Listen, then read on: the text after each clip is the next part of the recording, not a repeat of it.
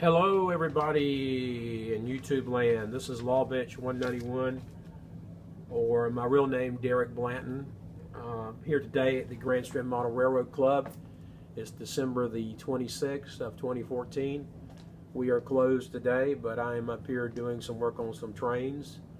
Thought I would give you a short review of my new GE ACL U25C. My wife got me this locomotive for Christmas, and I'm really impressed with it. As many of you know that have been in the model railroad world as long as I have, Rivarossi had a U25C back in the 60s and late 70s, and what they've done is they've taken that shell and kind of retooled it, and really did a nice job with this locomotive. It has the ESU Lok Sound. I'm very impressed with Lok Sound. Some people do not like Lok Sound because they don't feel like it's loud enough. I have one locomotive that I really do like, a Bowser Alco C430. I wish the sound was a little bit louder on that, but as far as that goes, I like the locomotive. I like the sound on this one. I think it's a little bit louder, it seems to me, and it's set at the loudest default as far as the prime mover sound goes. But anyway, these locomotives were kind of neat.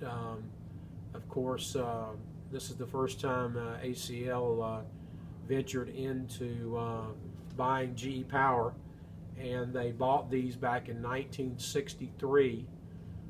The first ones they bought were 3, and they were non-dynamic braking.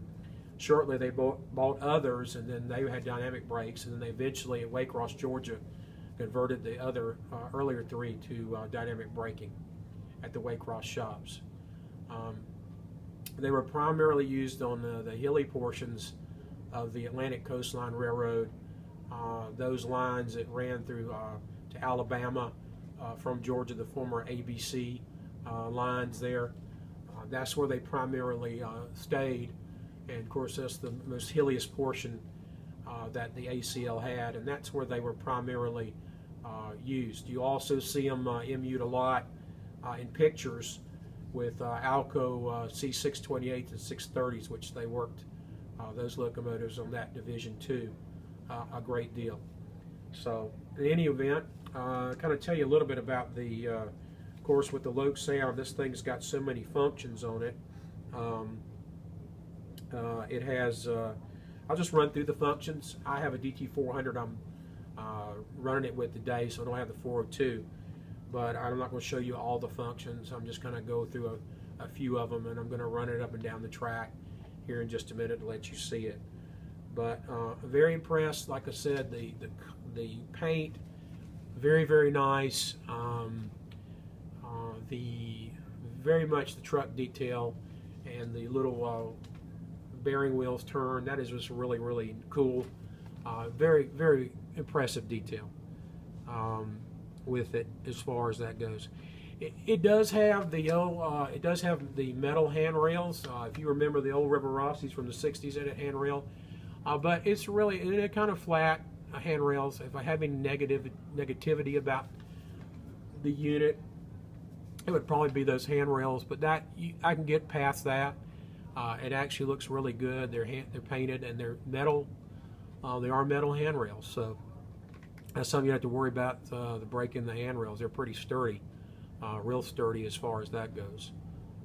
So you can look at it both ways. Again, this unit has a bunch of different functions. Of course, we start out with FO, which is your lights, your directional headlights. F1 is bell.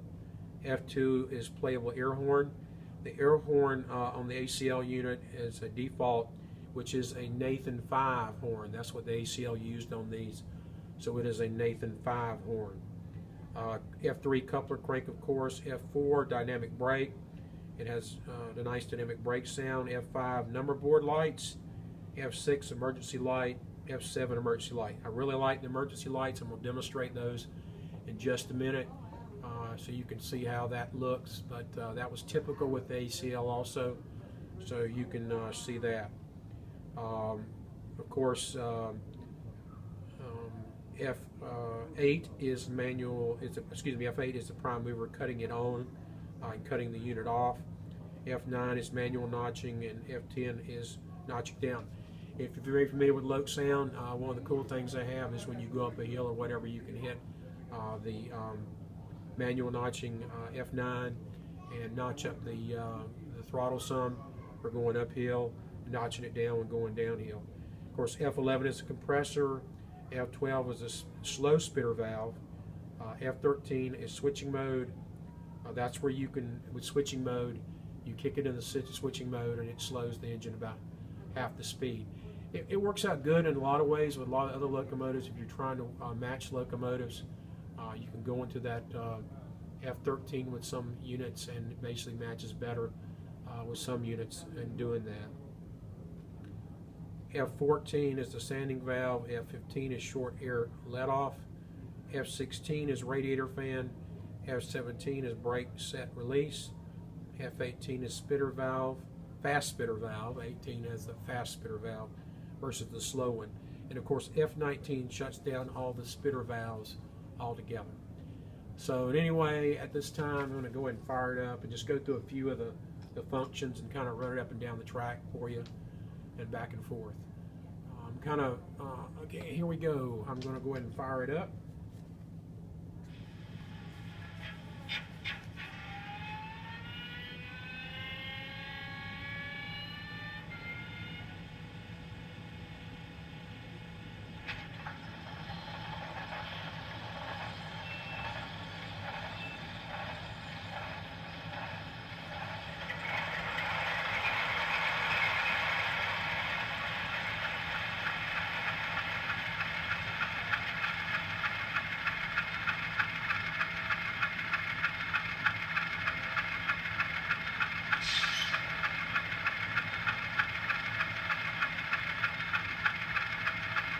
Okay, I like the startup sequence.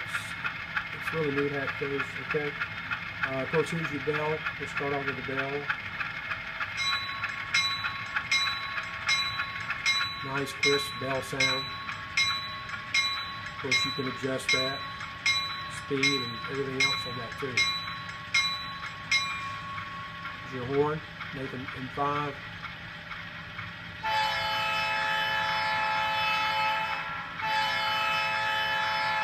You also can raise the horn sound too.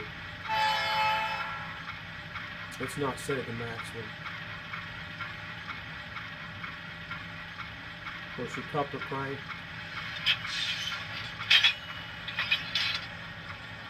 F4 is dynamic brake. Needs to be moving when we do that, but I'll let you hear that later on. Here we go with the number boards.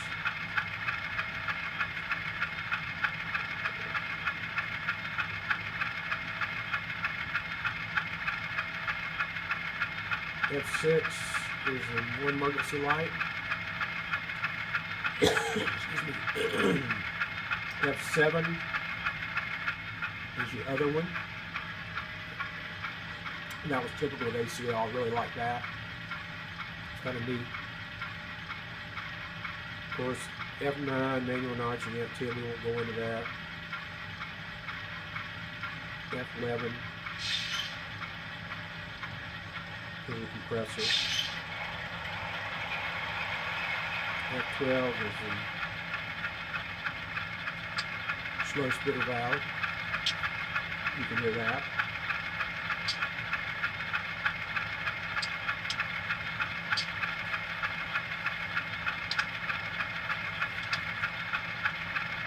Okay, well, let's run this up the track a little bit.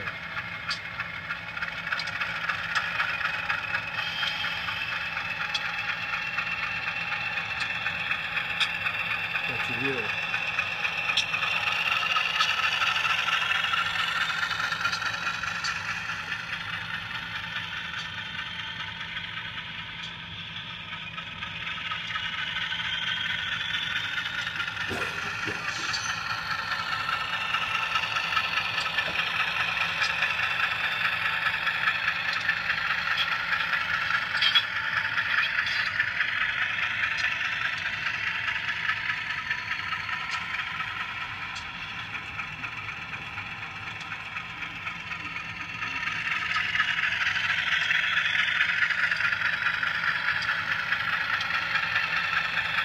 Nice sound, very nice sound.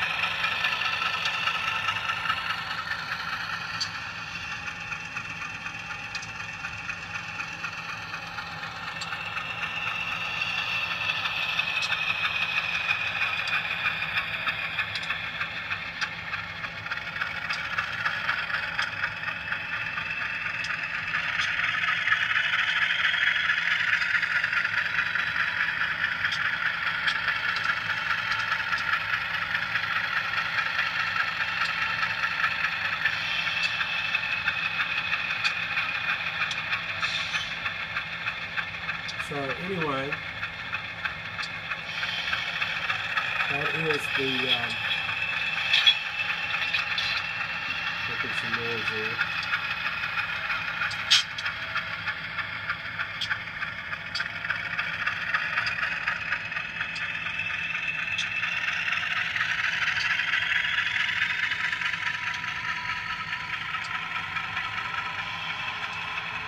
Here's your dynamic brake.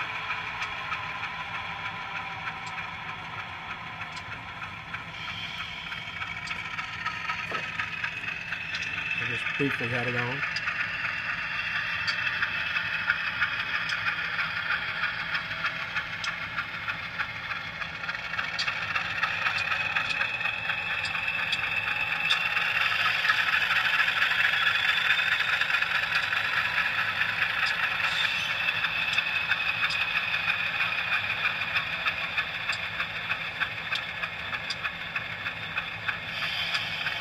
Anyway, really nice locomotive. Very much impressed with it. Highly recommend it. Kind of a really nice job that Rivarossi did. The fence is kind of blocking the wheels, but the little, like I said, the little wheels turn there. The little bearing wheels inside of it, which is really, really cool. Anyway, I really like that emergency light there on the front too. So anyway, I thought I'd bring you this today. I'll be running this with some other videos you'll see here in a minute. So in any event, thank you for watching YouTube, and appreciate you watching my videos. Everyone have a happy new year. Wish you all the best. Happy model railroading.